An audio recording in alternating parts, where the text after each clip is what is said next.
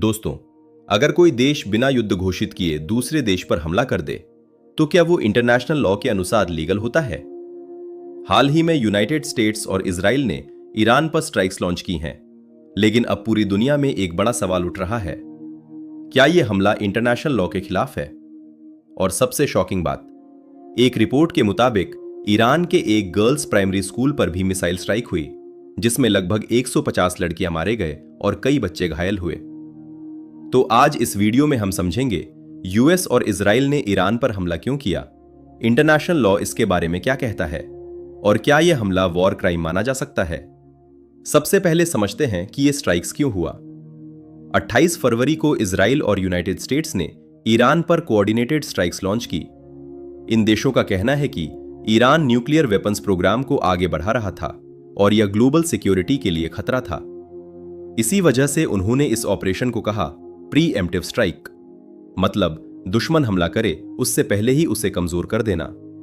लेकिन यहीं से कंट्रोवर्सी शुरू होती है, क्योंकि इंटरनेशनल लॉ में प्री एम्प्टिव स्ट्राइक्स हमेशा लीगल नहीं मानी जाती। बात करते हैं यूनाइटेड नेशंस चार्टर की। दुनिया के लगभग सभी देशों ने इस कानून को स्वीकार किया है। यूएन चार्टर के अनुसार कोई भी देश किसी दूसरे देश पर हमला सिर्फ 2 कंडीशंस में कर सकता है। अगर किसी देश पर हमला हो चुका है तो वह सेल्फ डिफेंस में जवाबी हमला कर सकता है।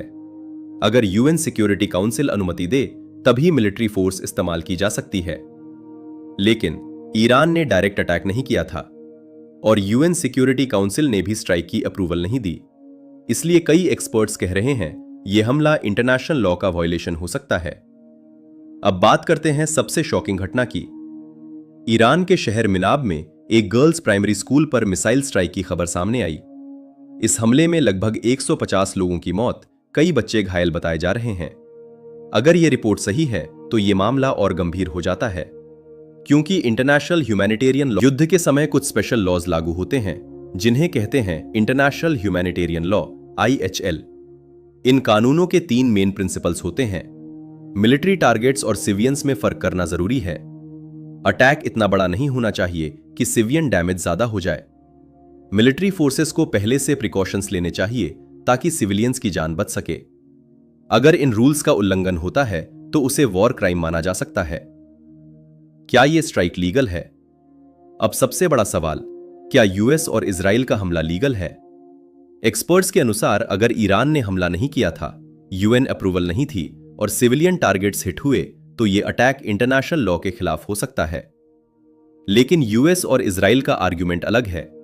वे कहते हैं ईरान फ्यूचर में न्यूक्लियर अटैक कर सकता था, इसलिए यह एंटीसिपेटरी सेल्फ डिफेंस था, यानी आने वाले खतरे को पहले ही खत्म करना।